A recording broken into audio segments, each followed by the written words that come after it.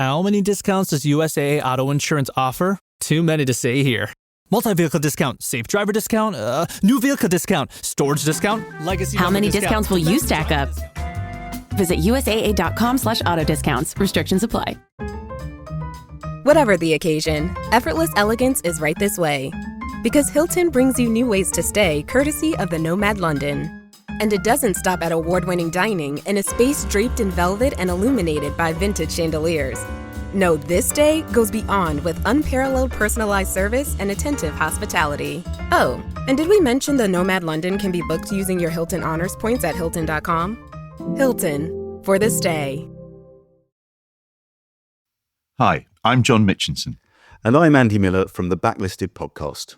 Now, people always ask us how we read so many books for this show. John, how many did you read for the last one in about 4 days? It was 5 books, Andy. 5 books in 4 days. Why?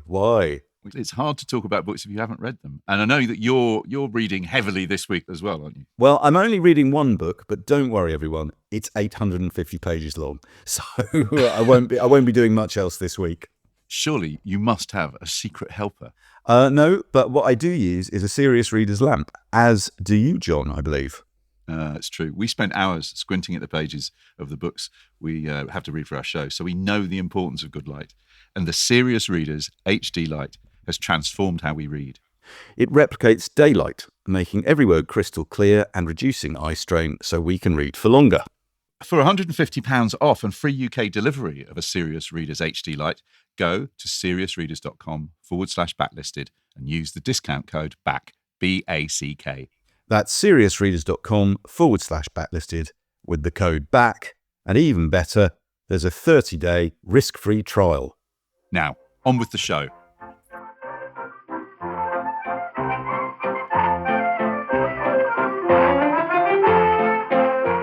Hello and welcome to Backlisted, the podcast which gives new life to old books. The old book featured in today's show is A Life by Elia Kazan, the autobiography of one of the 20th century's greatest theatre and film directors. I'm John Mitchinson, the publisher at Unbound. And I'm Andy Miller, the author of The Year of Reading Dangerously. And we are honoured and delighted to be joined today by a guest making his Backlisted debut, the writer and critic John Lahr. What a thing. John Lahr, welcome to Backlisted. Thank you so much for coming. I'm really looking forward to this. John is the author of 20 books, including Notes on a Cowardly Lion, the biography of Bert Lahr, Prick Up Your Ears, the biography of Joe Orton, which was adapted in 1987 into a film directed by Stephen Frears with a screenplay by Alan Bennett, and Tennessee Williams' Mad Pilgrimage of the Flesh, which won the National Book Critics Award and was a finalist for the National Book Award. For 21 years, he was the senior drama critic of The New Yorker, the longest run at that position in the magazine's 100-year history, and he is also the first critic to win a Tony Award, which he did for co-authoring, and long-time listeners will know how thrilled I am at this particular detail, Elaine Stritch's one-woman show, Elaine Stritch at Liberty. We did a show about Sondheim, about Sondheim's books, his books about songwriting, John, a few years ago. And Sondheim is a great love of ours on this show. So I'm sure I'll be asking you about Elaine Stritch as well. Oh, sure. But before I do that, I have one question for you. I was in Manchester yesterday and I bumped into a friend of mine, the writer Jeff Young. And Jeff has been a guest on Backlisted. And I said we were going to be recording with you today. And he said, God, that's a strange coincidence. I've just finished rereading Notes on a Cowardly Lion. Amazing. And I said, and how is it? He said, it's amazing. I quote, "It's amazing," says Jeff Young. "It's even better than I remembered it." Well, it's nice to hear. And I wondered how you feel about that book, because that was your first book, wasn't it, about your father? And you wrote that how long ago? Well, I was 21 when I started it and 28 when it was published. And it's first of all, it's still in print, which is amazing to me after 50 years, because of The Wizard of Oz and because Dad's career, thank God, has extended beyond normal lifespan because of the film. It's evergreen, and that's great because the character contains all the moves and all the things that he had distilled over by then. He was 45 when he made the film, his burlesque and Broadway performances. But it was the only way I could get to know my father. I mean, he was sensationally absent. I mean, he was there, but he was entirely self-involved. I mean, at one point, my mom said, "Would you call and get the kids back for dinner?" She's a friend of ours. And he got on the phone. He said, "Is," and mother had to say, "John and Jane." He was adorable in his own way, but all we knew about him growing up was he had a scar on his forehead for being hit by a trolley, that he was often set out to get beer in a pail, that he liked to swim in the East River. And that was more or less it. We had no knowledge of him, nor he of us. And so the fact that I was able to write about him seems extraordinary to me that he let me do it. He died the week I finished the book. Gosh. And I had mourned him while I was writing it. And the book has sustained, to a degree, the legend of his performing. So in a sense, we're quits. Even he gave me this big chance. And I kept his story, such as it is, in the public domain. I didn't think I was ever going to be a critic, but people would come. I was writing for $10 a column, a little theater review just to get tickets because we were broke. My first wife and I, just to get out of the house. And the way that theater was written about was so hidebound. It had no sense of the culture, of the theater culture. And I suddenly thought, wow, I'd like to, I want to try something different. And one of the appeals of my interest, particularly in comedy, and one of the appeals of the book on Dead was these were people the culture called low comedians. They weren't regarded as serious. They or worthy of a lot of print representation. And so Keaton and my father and Laurel and Hardy, all those people weren't properly documented. And also that their language was much more vivacious about the theater than the lit crit chat, which we still have about the art. And that seemed to be a great loss. And so one of the great things and satisfying things for me is Dad is in that book. That's his voice. That's his experience. That's his idiom. That's going to overlap with the Kazan book in terms of being Absolutely. a record of the contradictions of someone who did great work, important work on the stage, particularly, right? Can I just ask you one more thing about your father, or rather about the last 50 years of your life?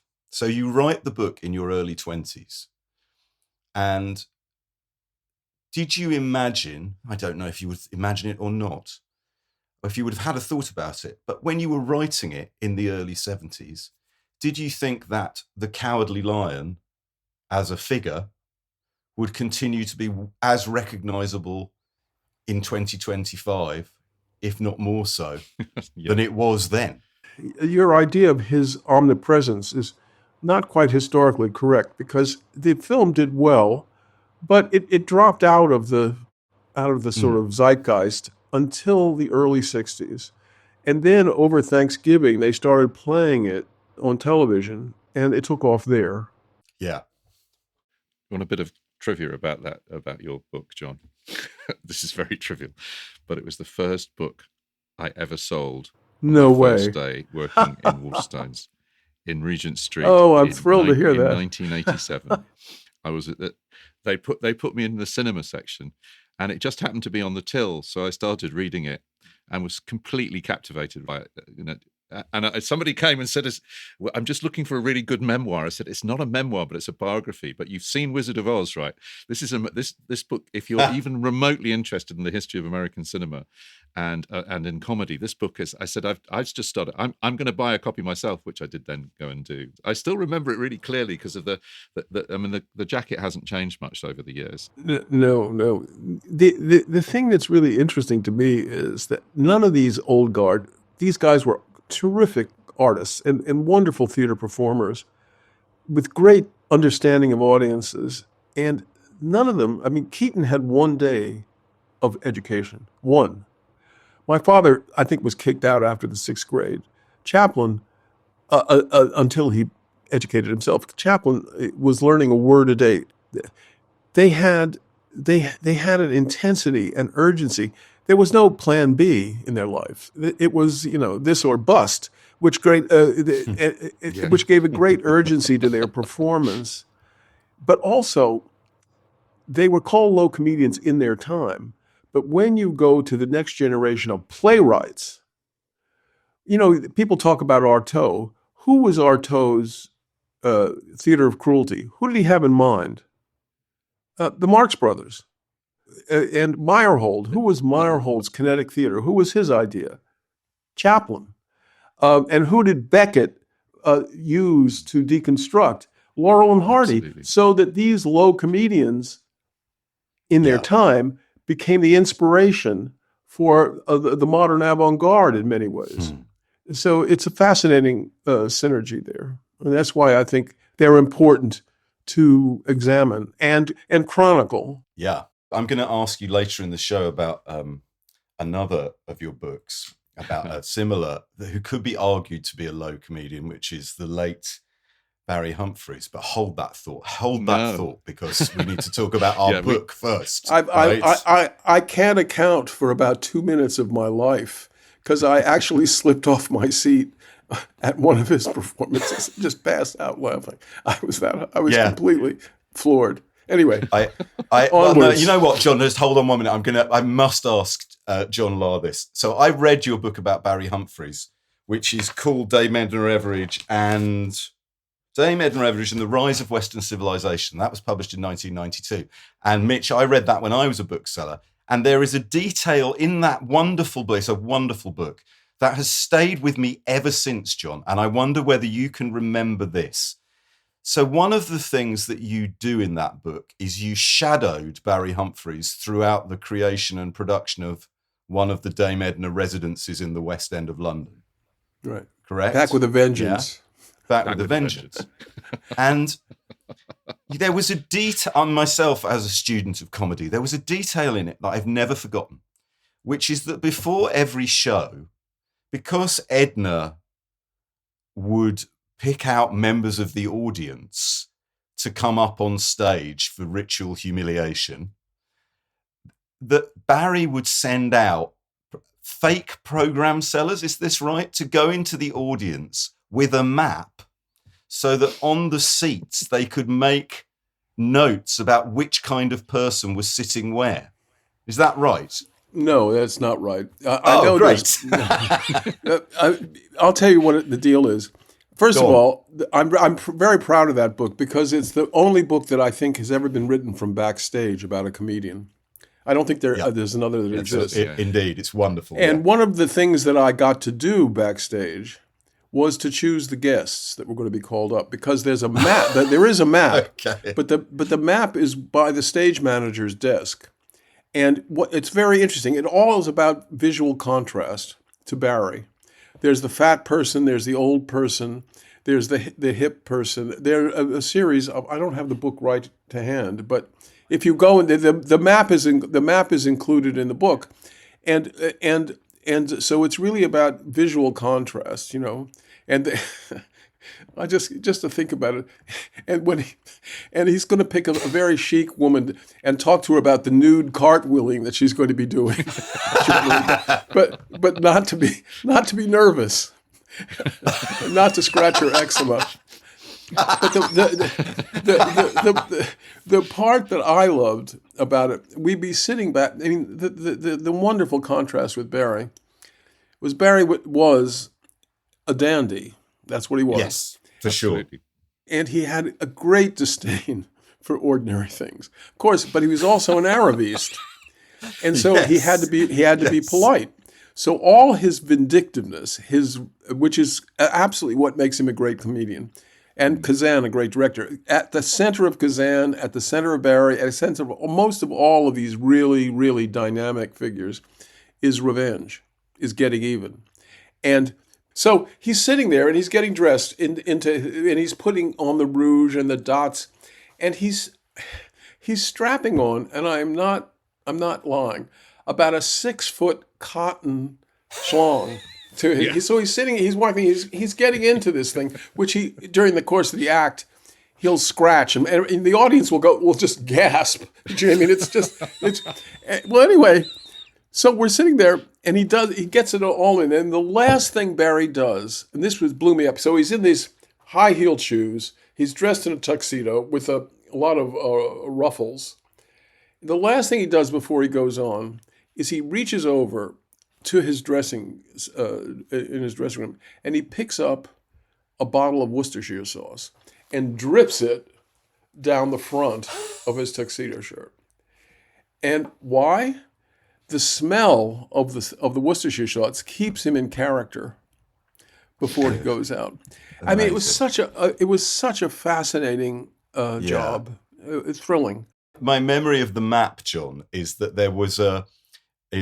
because Barry was concerned that if you got someone who had mobility issues, they would bring the show down. Oh, for sure.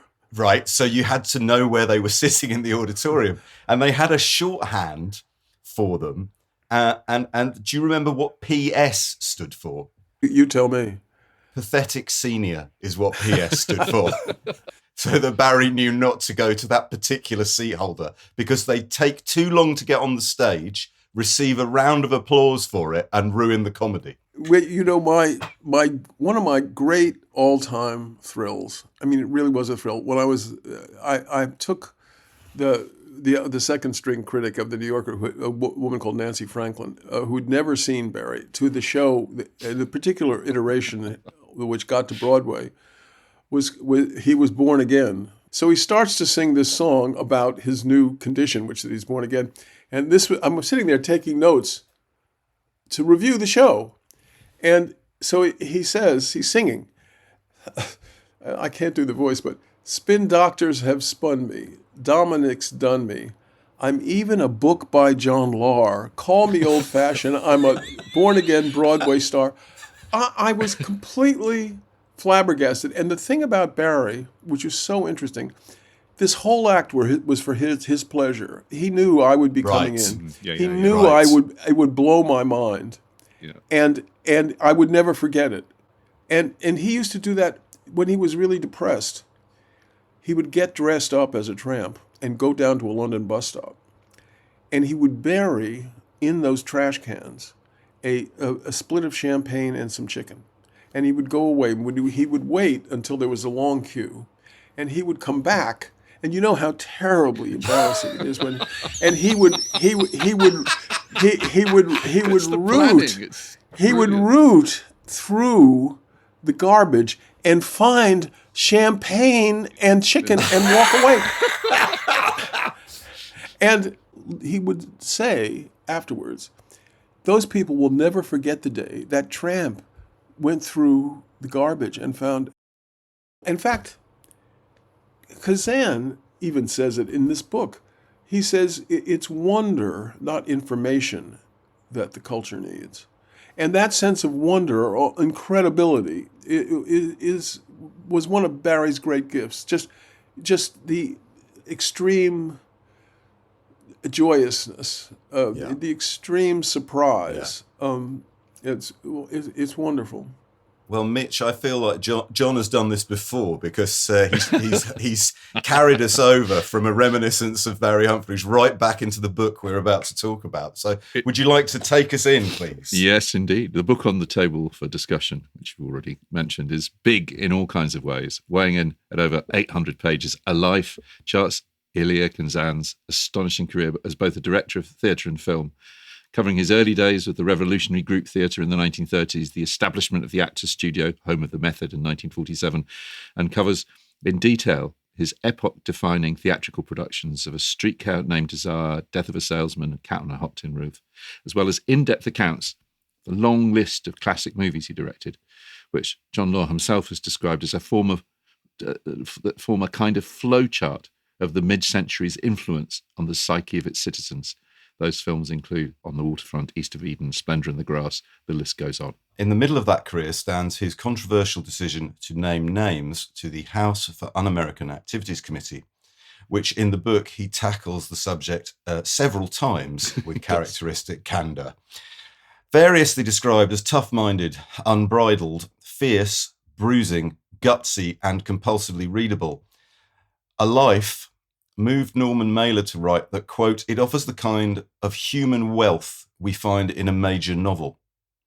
It also gives detailed insight into the methods and techniques of a director who, despite his controversial reputation, no less a coeval than Stanley Kubrick considered, quotes, without question, the best director we have in America. Given John Lahr's deep understanding of the world of theatre and film, we look forward to exploring some of the more technically revealing aspects of the book, as well as indulging ourselves in the top-drawer Hollywood gossip. But before we do any of those things, here is a message from our sponsors. The new McCrispy Strip is here. Dip approved by ketchup, tangy barbecue, honey mustard, Sprite, McFlurry, Big Mac sauce, double dipped in buffalo and ranch, more ranch, and creamy chili McCrispy Strip Dip. Now at McDonald's. Ba-da-ba-ba-ba. Finding a new job is stressful. But with Indeed, it doesn't have to be. Just fill out your Indeed profile with your skills, experience, and desired salary. The more you fill out, the better your matches will be. And hearing from hiring managers will be 2 times more likely. Relax. That's your Indeed profile sending opportunities your way. Indeed, the world can work better.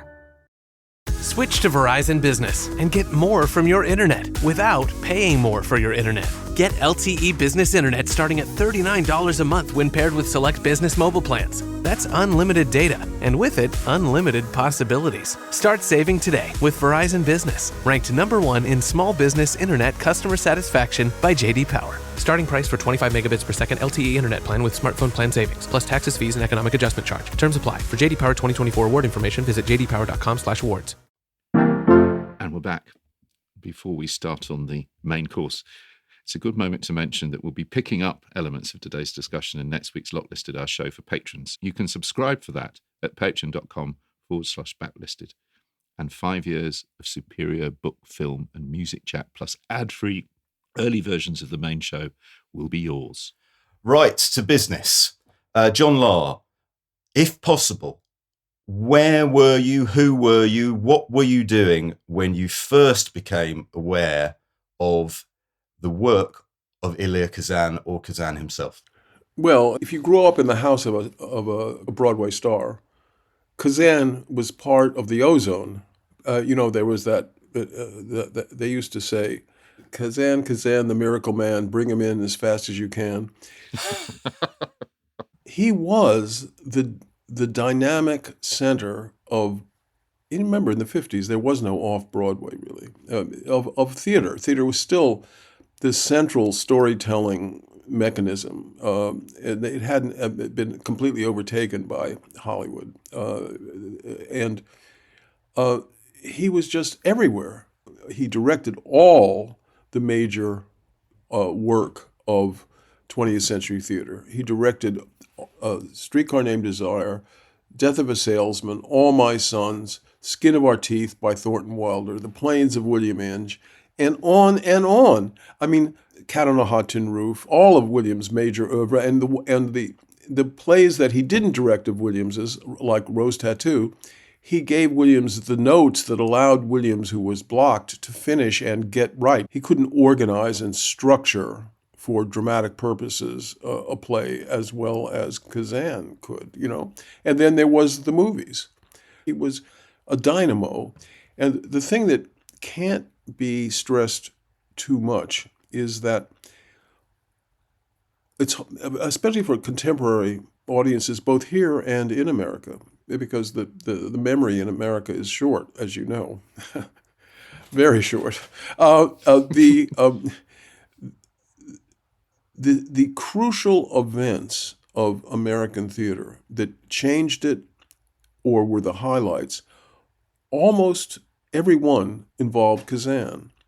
When Odets broke through in 1935 with his one-act play, Waiting for Lefty, agitprop play, it was Kazan, promoted from being a stage manager to an actor, who yelled the final rebellious words of that play, which were strike, strike, strike. That made, overnight virtually, Clifford Odets the reigning playwright of America. I met Kazan at the end of his life when he was no longer, he's a few sandwiches short of a picnic. But on the other hand, he was still there. And the thing that was astonishing about him was how vigorous he was. He was old, but you felt a real you could see how powerful he was as a personality. I was coming to him because I was writing a biography of Tennessee Williams, and that took 12 years. So I was early in that process because I needed his blessing to have access to his letters. But he was strong, and that was a very surprising thing because, of course, he was a sort of diminutive. He wasn't a picture postcard to look at, but you could see the power of his personality. These were part of the world that I grew up in. And came to know. And Miller, I knew very well because I wrote about him in the New Yorker and went up to his house, and he took me to where he wrote Death of a Salesman, the cottage in the woods that he built by himself, and wrote the first half of Death of a Salesman in 8 hours, and it took another month to finish it. But anyway, so it's redolent for me because I knew these people, but as a piece of theater history, it's absolutely wonderful because when you're writing biography, the memory is a really not a very effective tool, and what you want to do, I think, is you want to get as close to the metabolism of the writer as possible, and to do that, you have to stay as close to the primary source material as possible. With a book on my father, I had Dad, and he could talk to me and then tell me a lie, and I'd go find out what the truth was, and then we'd go back and forth, and I'd put it in like that. But the idea was to sort of get a sense of the kind of terrible complexity that goes into creating the particular thing that he did, which was laughter. On that basis, Mitch, what John's saying there about the personality of the subject or of the author, or both in the case of Kazan's book. John Lahr, I'm not going to lie, when Nikki told us you wanted to do this 850-page book at a week's notice, I slightly blanched, but it gripped me totally for exactly the reason you've just outlined. Mitch, I wanted to ask you, how would you define Kazan's personality from page one of this book? As a man to spend time with, how do you feel about it? Vigorous was the word used. Priapic is another I think you would use, but also just endlessly fascinating. I think the ruthlessness with which he turns on everything. He turns on himself all the way through the book. There'll be people who will not be convinced ultimately that he did the right thing in the naming of names, which was the moment. That was a moment of transformation. But he was chaos. He was a merchant of chaos. Well, you can see that. But, and do you get that feeling from the voice? What I'm asking is, do you get that feeling from the voice in the book? Right. He's like charming and angry, right? Yeah. Charming and angry simultaneously. Yeah, charming and angry, and the book is all over the place. But also, I have to say, one of his great gifts as a director, but also in person, is he made great contact. He listened, something very rare in showbiz.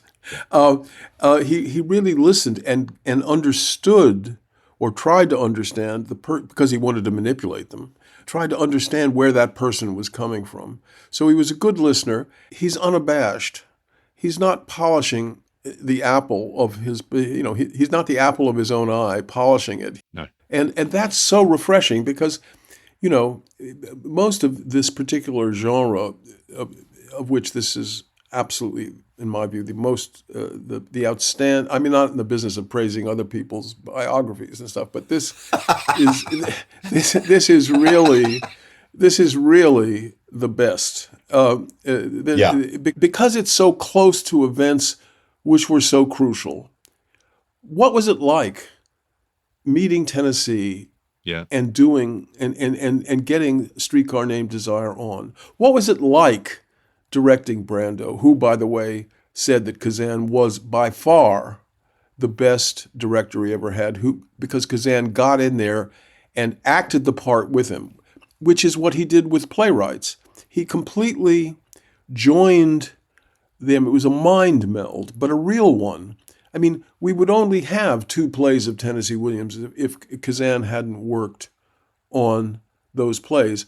Big Daddy, for instance, one of the great characters of modern 20th century theater, was not even in Williams's third act until Kazan said, "Go back and do it. This isn't right. You're not ready to we're not ready to talk this." So he was involved in all these wonderful characters, which was part of his success, but also, as you'll no doubt tell me, part of his problem, because he wanted to be more than an interpretive. He wanted to also explore himself and his own concerns, but it took a long time and a lot of success before he had the confidence to do that. And one of the ironies of the House Un-American Activities Committee is that actually it forced him to rely on himself and to define himself. He had nothing to lose. He'd lost the prestige of his reputation in terms of popularity. He was anathema, as he said. He was on the social grid. He was. What did he say? I was on the social grid and frying. He just sucked it up, got tough, and did the work on the waterfront, east of Eden, Splendor in the Glass. He didn't apologize, but he also says somewhere there, "I didn't give myself the relief of expressing my feelings. I just did the work, and his feelings come through the work." When this book was first published, so it was a big deal when it was first published. In 1988, it was published by Knopf. Yeah. And I have a roundup of some of the reviews. And various publications put their best guys on it, John Lahr. And I have a list of who reviewed this book on publication. Amongst the critics who reviewed Elia Kazan's A Life in 1988 were, and incidentally, no 2 of them quite agreed, were David Denby, Anthony Lane, Christopher Hitchens, Anthony Burgess, Dirk Bogarde, and John Lahr. Now, when we were chatting before, John, you said you'd forgotten that you'd reviewed this book. Is that right? Yeah, okay. Absolutely. Would you like to hear your first paragraph back? Go ahead. I hope I'm not going to embarrass myself here, but go for it. You're not. You're really not. And I'm not going to embarrass you either, I promise. Okay. Right, here we go. This was published in The Listener in 1988. So this is John Lahr's contemporaneous review, and then we're going to hear a bit from Dirk Bogarde's contemporaneous review. So here we go. Here's John Lahr first. Fierce, raw, reckless, incisive, Kazan's A Life is one of the great books on modern American theatre. Kazan dramatizes not only the story of his extraordinary career in show business, but also the tumultuous spirit of revenge behind his compulsive need to display his theatrical and sexual powers. The picture is not pretty. Kazan is a bastard, and he disarms his critics by celebrating his ruthlessness and calling it self-awareness. Get mean, get selfish, find out who you are, he writes, sounding the hard, unforgiving clarion call of revenge, which was always his, quote, motive in life. The haunting subtext behind Kazan's brazen theatre history is the horrible price other people have had to pay for his great success. Wow. I mean, John, I'm in. John Lahr Yeah. from Yeah, me too. 40 years ago. I'm in. I want that book. Yeah, Okay. me too. Me too, right? But now here's Dirk Bogarde. In contrast, this son of a crafty Turkish carpet dealer barges and weaves his way through the marketplace as to the manor born, fawning, stabbing, and dealing. I know he was responsible for On the Waterfront, for amazing performances of A Streetcar Named Desire and others, but he was equally responsible for the destruction of a number of good and honourable people, whom he named as a friendly witness. I knew a number of them and worked with them. I knew their despisal of the man. In Paris, at the premiere of a film I had made with Joseph Losey, for example, the theatre was packed. Seats were set up in the aisles. So full. Amazing.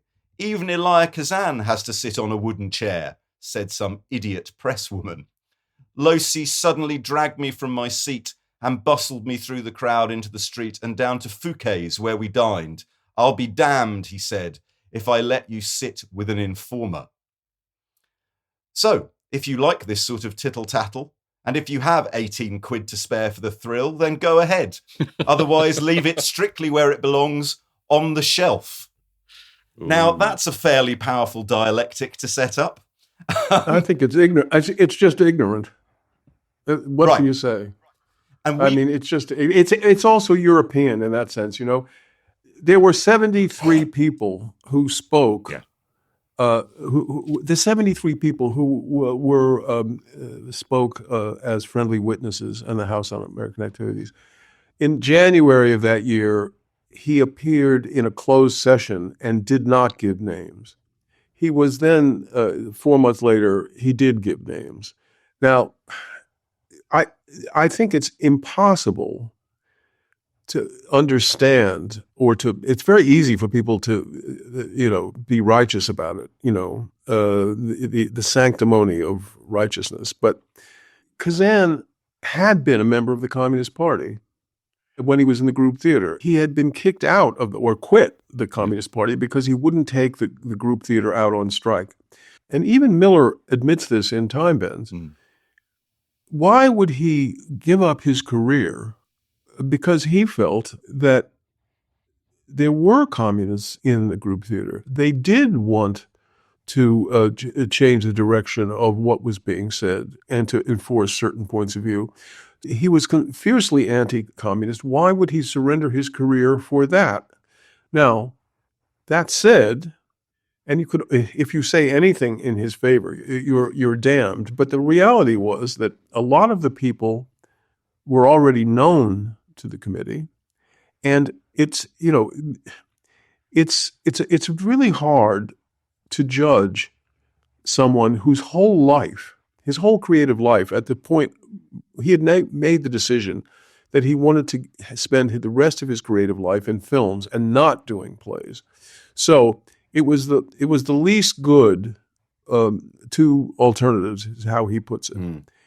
And he had a real calling. So if he was going to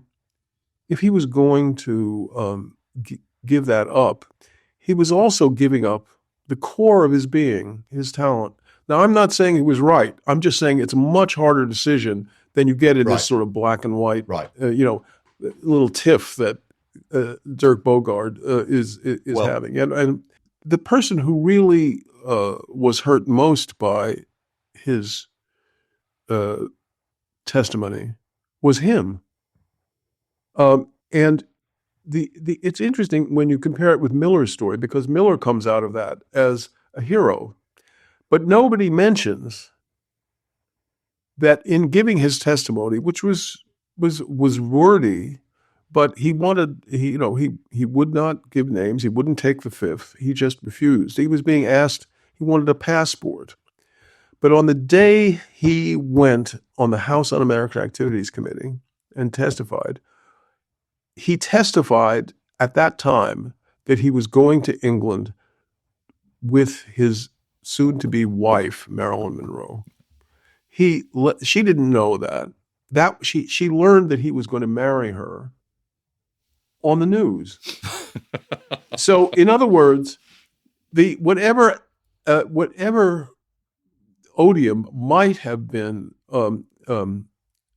laid at his feet or not.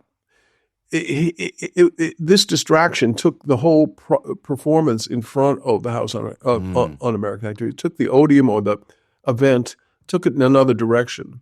And as Lillian Hellman said, it's true. It's not. I don't want to decry Miller, but Miller said he'd been to hell and back because of the House Un-American Activities, and I can believe that. But Lillian Hellman said, "Well, if he went to hell, it was only as a tourist." Mitch, which I think is probably good. Mitch, I think Kazan said that he says in the book that he made his best films after testifying and going through that. And I don't know if you've seen Wild River, but by the time you get to 1960-61, when he makes the film Wild River starring Montgomery Clift, that is a fascinating film about, how can I put this? If no good deed goes unpunished, no bad deed is entirely without merit. It's about ambivalence, about someone who thinks they're a good man doing a progressive thing can still, it comes at cost. And he believed everything came at a cost, right? In making the choice that he did, which when he was sort of public enemy number one, it defined him. It made him define himself. And it what would American culture be like if we hadn't had the list of names that you mentioned, Andy?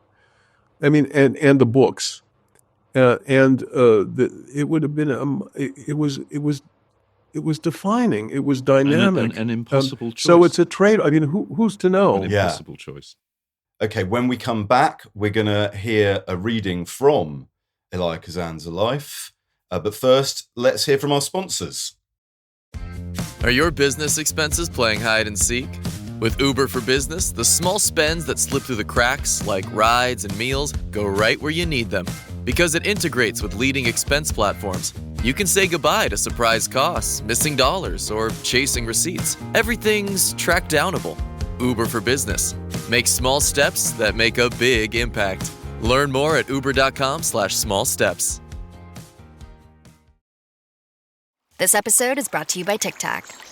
Summer tastes like Tic Tac. Tantalize your taste buds this sunny season with citrus adventure and orange.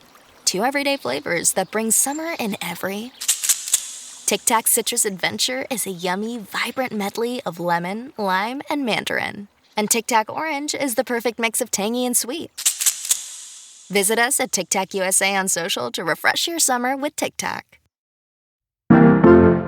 And we're back. We're talking about Elia Kazan's memoir, A Life, first published in 1988. We haven't actually heard from the book itself rather than Kazan. And so I think, Mitch, have you got a bit you could read to us just to give us a flavour of how Kazan represents himself on the page? Well, we've said this book is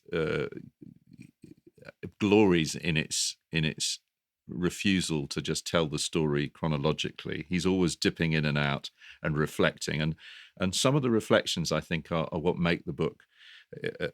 Reflections on his art, on his craft, on writing, and this is a really interesting one. The group was a very political 1930s, very political. He was a member of the Communist Party. We talked about how that sort of unraveled for him later on in the 1950s. But this is why I think he was a great director. He had a kind of an insight into how to communicate things on stage, which wasn't didactic. He's talking about working on the stage. He began to learn not to try to pin down a play's meaning to a didactic theme. We used to do that in the group. It was the essence of our work as directors. We were teaching the audience with each play. Clifford Odets felt it necessary in his third acts to grab the audience by their shoulders, shake them and say, "Don't you see what all this means?" "No, well, I'll tell you." And he did. Now, I preferred an opposite effort, to tell a story that was as human and therefore as ambivalent, as unresolved as life itself, so that the audience would leave the theatre asking, "I wonder what the hell all that means," which is the same experience one has in life, isn't it? Or when reading a great novel, you can't boil either down to a homily, motto, or slogan. Life is a puzzle, and you're generally left feeling, how do people get through it? If they're both right, then who's right? And God Almighty, isn't life awesome? The emotion of wonder is better in the theatre than the emotion of recognition. Even Brecht, in his so-called learning plays, preserved an element of doubt unresolved. The audience should keep puzzling about a play long after they've left the theatre. When the play is worthy and the performance fine, an audience will ponder it for days. But if you sum it all up for them, they won't. It's precisely what happens after a dramatic experience in life. It unsettles you for a long time. You keep trying to puzzle it out.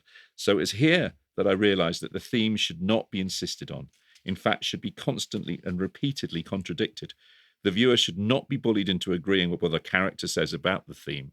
He should be sent out of the theatre marvelling at the richness and complexity of life, the mystery of it, and the contradictions that defy understanding. Any theme that can be stated in a single, simple sentence is inevitably a simplification of life and meaningless. Don't tell me your play is about responsibility or loyalty or truth. Tell me it's about mankind. Yeah. No good deed goes unpunished. No bad deed. Yes. It's entirely without merit. Indeed. Okay. So now I'm going to ask. I'm going to tell you a little story about James Dean after we hear this clip. Here is Kazan talking about how he goes about finding the right actor for the right part, and this is from an interview in French TV, possibly with Michel Simon, in 1962.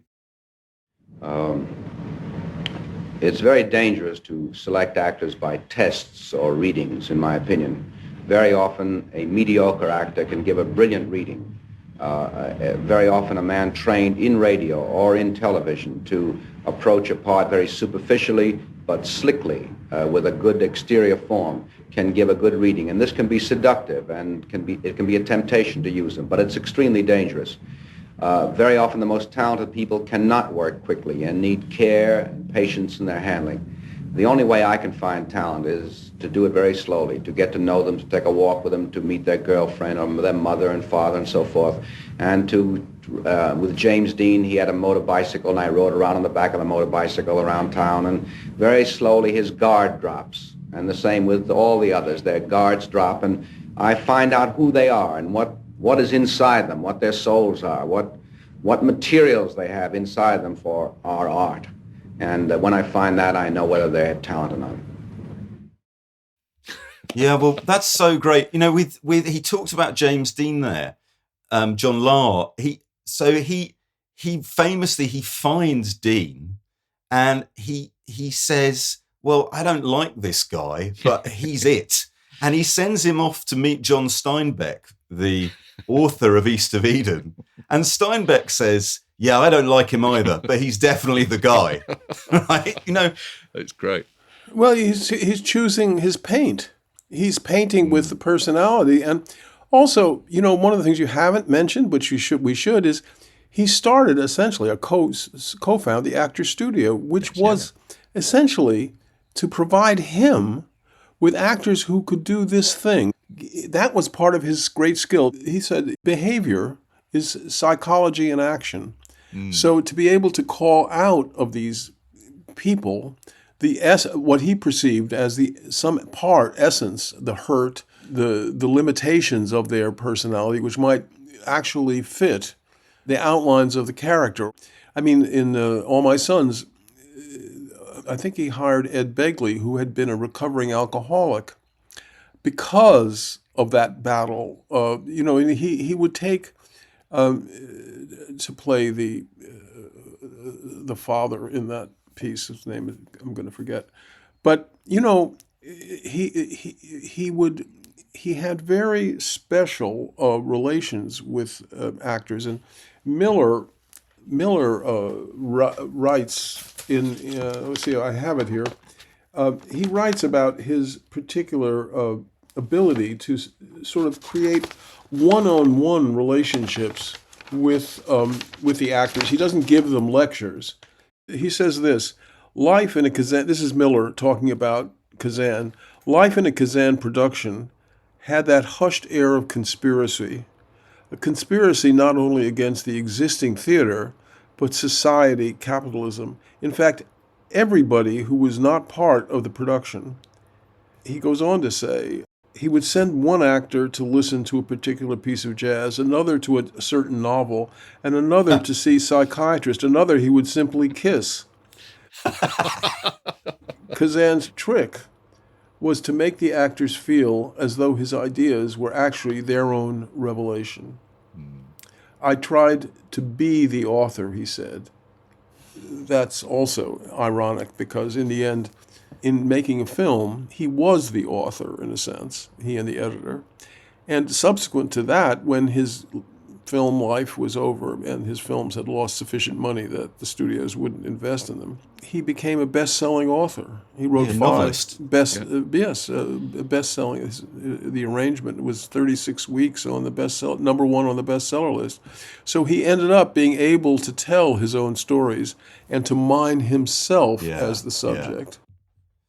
Can I read just a section, and I'll ask you both to comment on it. One of the things I really liked about this book is a kind of reckless level of candor in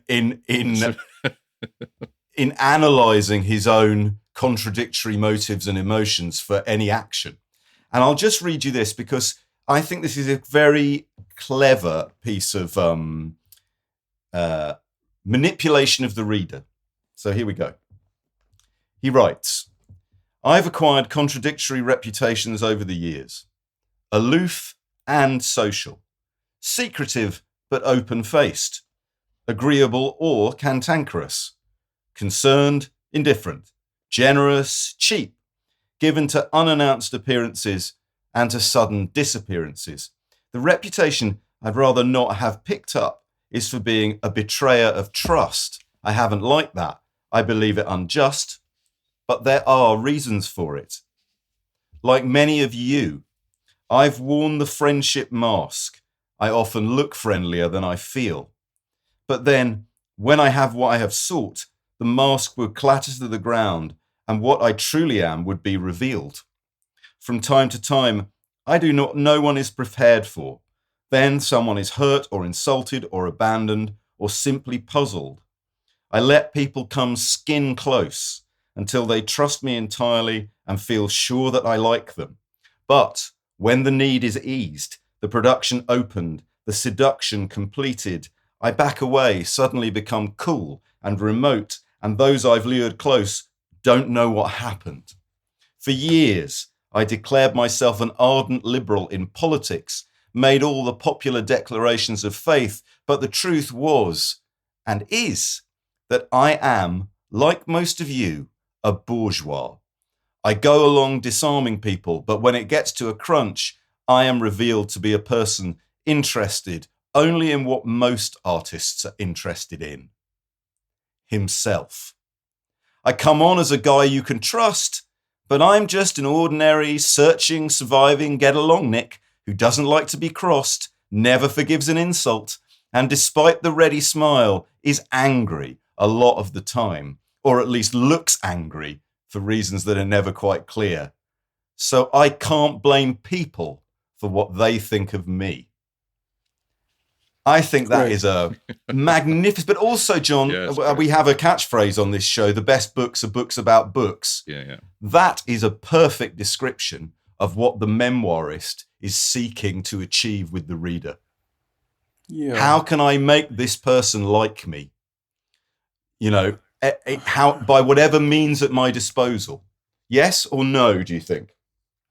I don't think it's quite fair about trying to make. I think, yes, it's called a memoir. Yes, I mean, a me and a moi. I think you know you were trying. Yes, of course, I suppose. I mean, what's refreshing is he's sort of embracing himself in all his complexity. But I come back to this: the best defense against envy is success. And one of the things he says when he's young and he's at Wesleyan and he's an outsider and he calls himself a freak and he had hardly any friends, he says, and this is such a telling, apropos of his recklessness, he says of his college mates, I wondered what they had. their style, their looks, their clothes, their cars, their money, the jobs they had waiting for them. I wanted all that, and I wanted it soon. And he says in the book, throughout his early life, he said to himself privately, fuck you all, big and small.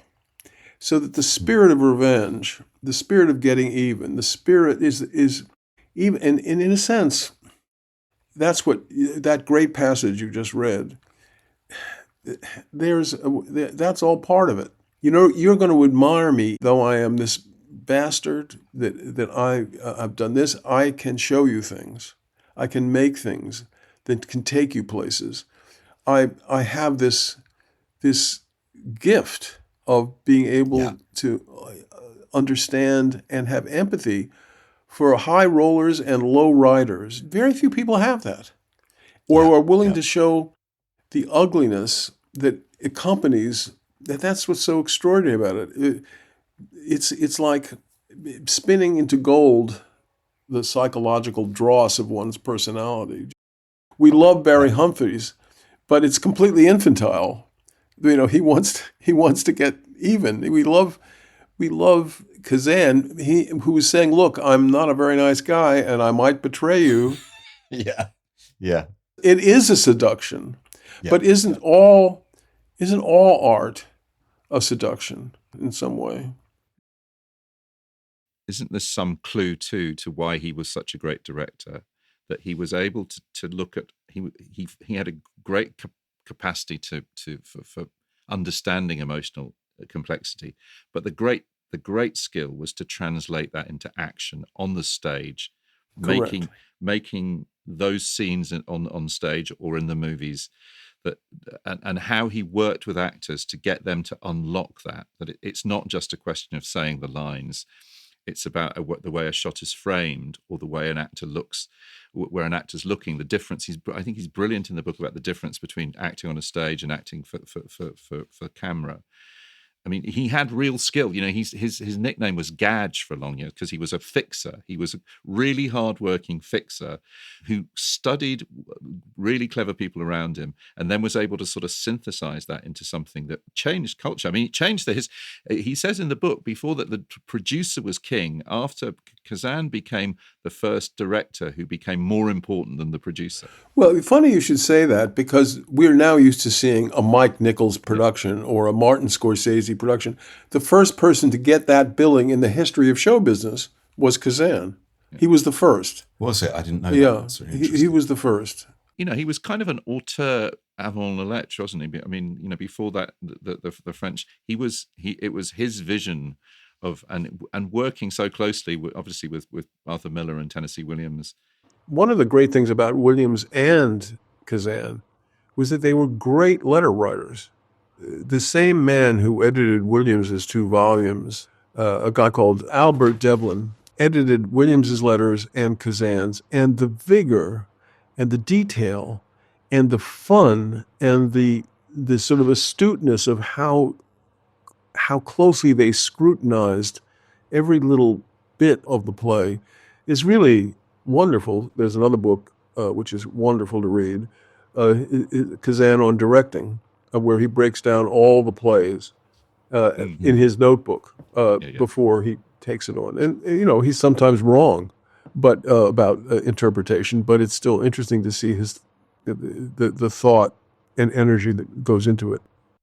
I was very interested in a film of his that was made in 57 or 58, Kazan's film A Face in the Crowd, with a script by Bud Schulberg and a lead performance by Andy Griffith. I was not a fan of the film, which I thought was strident. You don't like the film, I know, yeah. And melodramatic. And I think even Kazan agreed after his film career that a lot of his scripts were melodramatic. Yeah. Okay. And in this one, I mean, and sometimes corny, not all, they transcend that. I don't think myself, The Face in the Crowd transcends it. I found A Face in the Crowd totally fascinating to watch, simply because it's a film about populism, about how a folksy TV star can rise through the social and political firmament to become a darling of the right. It'll never happen. Right, exactly. I mean, foolish me. I think that's true of On the Waterfront as well, which is a magnificent film, but also a melodrama, which is incredibly powerful. Yes, right? but it's a melodrama, but it really works. Right. Brando and Eve Murray's song. And there's so much underneath that. He's talking about his own situation through these characters. Yeah. And there are people who still to this day won't accept the greatness of that film because they see it as a sort of a long exercise in special pleading, which on some level it kind of is. But I mean, why is if even if that's true, why not? Why not take the film for what it is, which I think is exactly magnificent. I'm glad what I done. That's what Brando says, isn't it? Yeah. I'm glad what I done. I'm glad what I done. Yeah. And he and what does Kazan himself said? He said, the horrible, immoral thing I would do, I did out of my true self. Everything before was 17 years of posturing. The people who owe you an explanation, no apology expected, are those who year after year held the Soviets blameless for all their crimes. And that is an important thing, that he. A lot of the communists were still at that time that he was kind of his former colleagues were refusing to accept what was going on in the Soviet Union. I would like to ask John Lahr a question, which hopefully I want to ask you about Orton, but I think it's relevant to Kazan as well. So you started researching and writing about Orton in the 1970s. Orton died in 66, is that right, or 67? I think so, 67. 67. I think. So he had not been dead 10 years when you started work on that. Oh, no. And I wonder where you feel Orton's work, the plays, I wonder where you feel the work stands today, now. Do you feel they've stood the test of time? The reputations of plays and playwrights change with the sort of tastes of the public. So I'm sure Orton at the moment, because he's so outspoken. I think he's probably not as popular at the moment as he was. I think his influence on a modern comedy is immense. I think the plays will, especially What the Butler Saw and Loot, will endure. The whole point of Orton was to let it all hang out, to say everything, to say the unsayable. Yeah. So it might make people uncomfortable, which is also good. Yeah. I mean, for what it's worth, I've been reading Orton since the 1980s. That's when I first found Orton. We did a show about books about the Beatles a while ago, and I chose Orton's script for Up Against It, which is not his best work, but manages to be full of that transgressive energy still. If you want to go back and find some of the crackling energy of the 60s, it's in there, And so that was a sort of moment, oddly enough, of optimism. Yeah. Which it catches the mood of that, which is like 18 months or so. The work, I think, will endure. I mean, if you look at, say, the history of reaction to people like Noel Coward, his stock has gone up and down but it always gets done because there is just so much entertainment, thought-provoking ideas underneath it. Same with Orton. Yeah. I mean, if you want to talk about police corruption or any sacred cow, as he said, every sacred cow pastures in England. Yeah. It's there. It teases the culture. The tone of frivolity is really a refusal to suffer. And I think the culture at the moment is too threatened and scared to actually enjoy and engage frivolity. The sense of humor and lightness has gone out of our moment, which I regret. It'll be back. A lot of the plays I see don't have, they can be good, but they eschew entertainment. Okay. The entertainment element is not there too much. It mattered to Kazan as well. Entertainment mattered to him hugely. Absolutely. He was a showman. And John Lahr, which then of Kazan's works here now do you think really endure? Oh, Obviously, Streetcar, the film, which is great, and a sort of unique and culturally changing performance by Marlon Brando, and On the Waterfront, for sure. I mean, two great stories. And in the theatre, do you think, I'm interested in what you were saying about memory being short. You know, it's sort of mind-boggling if you don't know this, but the idea that one man, as it were, in the cinema discovered Marlon Brando, James Dean and Montgomery Clift, and in the theatre discovered Tennessee Williams, Arthur Miller, worked with Steinbeck. These are incredibly important and you, not only that, we even haven't mentioned, we mentioned Actor Studio just once, and then he went on to found the Lincoln Center and to run Lincoln Center. Yeah. I mean, so he had this just enormous cultural impact that is not duplicable. I mean, as great, it was just huge, and of course, his reputation was tainted, and he faces that, and as best he can. But he made a huge difference to the dynamism in the culture, just as the House Un-American Activities Committee banished liberal thought from the cinema to a large extent, made it afraid, as we're becoming afraid now again. And his refusal, his tenacity, his what you might call it recklessness, to call it like he sees it and to be unafraid, it just made a whole difference. There's real oxygen to the culture, and which we might not get now because people don't necessarily know his name. He would probably have fallen foul of the Me Too. Yes, I'm afraid so. I'm afraid so, yeah. But I think he writes with incredible coruscating honesty about his own character and his own, his need to create chaos and his need to have affairs. He pretty much says that to being unfaithful is a kind of a necessary condition for the creation of great art. Yes, that's one of the bonds he had with Williams. They both believed that promiscuity it was very important to their art and to their confidence and to the American gallery that they're drawing on. What a century the 20th century was. Well, yeah. So, like all good things, including even Kazan's monumental memoir, this show must come to an end. So, huge thanks to John for persuading us to dive in, and to our producer, Nikki Birch, for bringing us all together with her usual skill and charm. If you want show notes with clips, links, and suggestions for further reading for this show, or the 233 that we've already recorded, please visit our website at backlisted.fm. John Lahr's just laughing at the thought that we've done 233 of these. I know it's... No, I'm laughing at the amount of books I haven't read. Yeah, okay.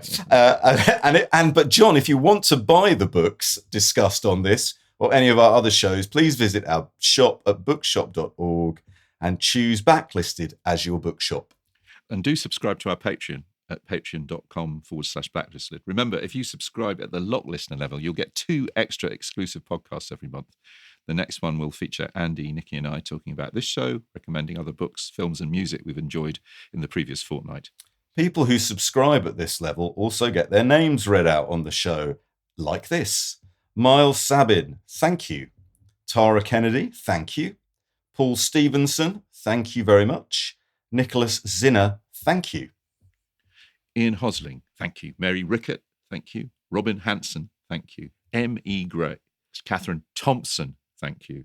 And we must salute a new entrant to the highest circle in the Backlisted firmament. The Guild of Master Storytellers welcomes Llewellyn Powers. Thank you, Llewellyn, for your faith and excellent taste. Thank you, Llewellyn Powers. Now, before we go, our lovely guest there, John, is there anything else that you would like to add that we haven't covered, that you will not be able to sleep tonight if you don't feel is included in this show on the topic of this book or on Elia Kazan? We never got into the area of his psychology. But Kazan, father, hated him more or less for his entire life, thought he was a good for nothing, and he had no real relationship. And his closest friend until he was about 12 was his mother, and they created a sort of special world. And she's the one who got him to Williams, to sort of guided him to Williams, who, when she told her husband, it was an arranged marriage, that he was not going to go into the business, but he was going to college, the husband knocked her to the ground. And one of the appeals of directing, psychologically, it feels to me, is that it replicated in his life being the center of attention, the bliss of his connection to his mother and to it's not the first time I've heard directors say that. It was a family. It's a reiteration of the family constellation in some way. So that's the only extra thought I had. He said, didn't he? He says in the book that he only ever really hated two people in his entire life: his father and Tallulah Bankhead. Tallulah Bankhead. So, I mean, the other thing is to say there are so many great stories, aren't there, in this book? I mean, throughout the Tallulah Bankhead story is a particularly great story. There's one I loved also is Boris Aronson, who's I think a producer who was found in bed with another woman, and his wife came in unexpectedly and found them there, and he leapt out of the bed saying, "It's not me, it's not me," which Kazan quotes as being psychologically true. Okay. if actually not kind of morally defensible. Well, listen, thanks so much, everybody. Thanks, John and Nikki. This has been so much fun. The book is Elia Kazan, A Life. It is in print. It is available. It is 850 pages long, but my God, it was fun. Yeah, well, good. Glad you enjoyed it. Thanks, everyone. See you next time. Bye-bye. See you in a fortnight. Bye. Bye-bye.